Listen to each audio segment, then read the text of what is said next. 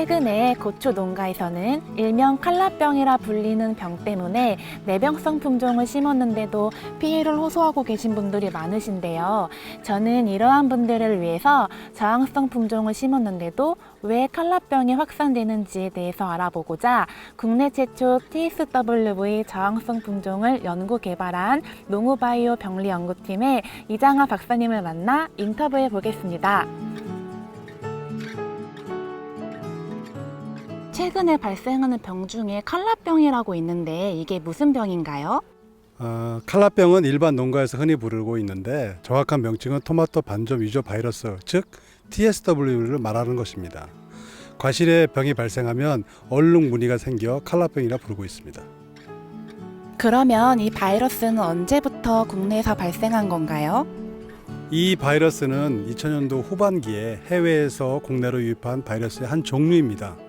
경기도 안양응지에서 국화 등 화약과 작물에 발생한 이래 서해안을 전파되었으며 최근에는 전국적으로 확산이 되었습니다. 이 바이러스의 특징은 기주범위 즉 가해하는 작물이 너무 많기 때문에 특히나 채소작물에 고추나 토마토, 상추 등에 가장 피해를 주는 바이러스입니다. 이 바이러스의 발생은 어떻게 되는 건가요? 기주범위가 넓기 때문에 밭 주변의 잡초, 수목 등에서 고추 포장에 유입될 가능성이 매우 높습니다. 또한 작년에 발생했던 고추 포장에서 또 발생할 가능성이 높습니다. 중요한 것은 이 바이러스를 매개하는 총체벌레의 밀도가 높아졌기 때문이라고 판단이 됩니다. 총체벌레의 밀도가 병 발생과 무슨 관계인가요? 대부분의 바이러스는 해충에 의해 전반되는 것이 일반적입니다. 예를 들어서 진딧물에 의해서 오이 모자이크가 바이러스가 전염되는 것처럼 총체벌레에 의해서는 토마토 반점 위조 바이러스가 전염되는 것이 그 예입니다. 그런데 총체벌레의 밀도가 왜 높아졌나요? 총체벌레는 토양에서 월동을 합니다. 그런데 월동 상태의 총체벌레의 개체가 작년 겨울 평균 기온이 높은 관계로 많이 생존한 것으로 추정이 됩니다. 그러면 어떻게 이 병을 방지할 수 있나요? 정말 어려운 질문인데요. 제 소견으로는 첫 번째로는 총체벌레의 방제가 가장 중요합니다. 적시적기에 총체벌레의 살충제를 지속 살포하여 개체수의 밀도를 낮추거나 없애는 것이 가장 우선적입니다. 간단한 방법으로 총체벌레가 있는지 확인하는 방법은 하얀 종이 즉 A4 용지 같은 것을 놓고 식물체를 잎을 털어보면 거기에 총체벌레가 있는지 없는지를 쉽게 확인할 수 있습니다. 두 번째로는 저항성 품종을 재배하는 겁니다. 저항성 품종을 재배하면 이 바이러스를 완전히 방지할 수 있나요? 일반 품종과 비교해 볼 때 저항성 품종이 보다 안정적으로 재배할 수 있습니다. 그러나 저항성 품종의 경우에 총체벌레의 밀도가 높아서 잎, 줄기, 과실 등을 가해하게 되면 병반이 나타나는데 일반 품종과는 구별되는 병반이 나타납니다. 이를 과민 반응이라고 하는데요. 그 증상은 잎의 흑색 반점, 줄기 괴저, 생장점 고사, 과실 괴사 반점 등으로 나타납니다. 그리고 여름철 고온기와 시설 재배에 있어서는 더욱 발생 빈도가 높을 수 있으니 재배에 특히 유념하여 주시기 바랍니다. 과민 반응이라는 것이 무엇인가요? 과민 반응이란 영어로는 Hypersensitivity Response라고 합니다. 그 원리는 저항성 유전자원을 갖는 식물이 외부로부터 바이러스 등에 침입을 하면 이를 감지하여 그 주변의 세포가 죽어 더 이상 다른 곳으로 바이러스가 이동하는 것을 저지하는 반응입니다. 그러면 저항성 품종에도 병이 나타나는 건가요? 사실 잎에 병이 확산되지 않고 그 흑색 반점으로 끝나는 경우가 있으나 총체벌레가 줄기나 생장점을 가할 경우 줄기에는 괴저 증상이 나타나고 생장점은 고사하게 됩니다. 과실의 경우에는 흑색 반점이 나타나는 경우가 일반적입니다.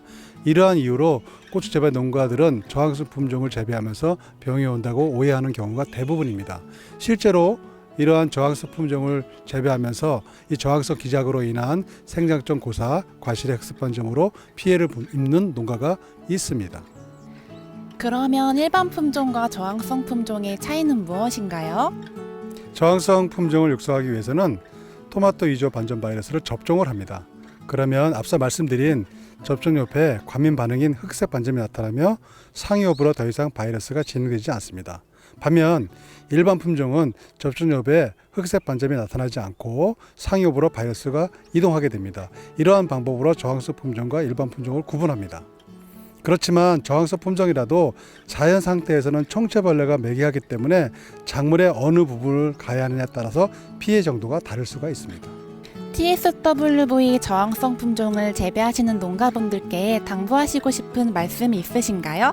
저희 농우바이오는 TSWV 저항성 품종을 만들기 위해서 15년 전부터 연구해 왔습니다. 금년처럼 저항성 품종의 저항성 기작이 나타나는 것이 극히 과거에 있었으나 금년의 경우에는 매우 심하게 나타납니다.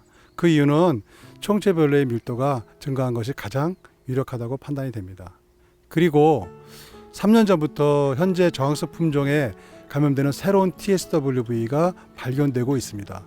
특히 충남 청양 및 강화도에서 해마다 발생을 하고 있는데 아직은 크게 문제가 되고 있지는 않으나 발생한 농가는 거의 폐농해하는 경우가 있으니 가장 중요한 총체벌레 방대를 하여 주시기 바랍니다.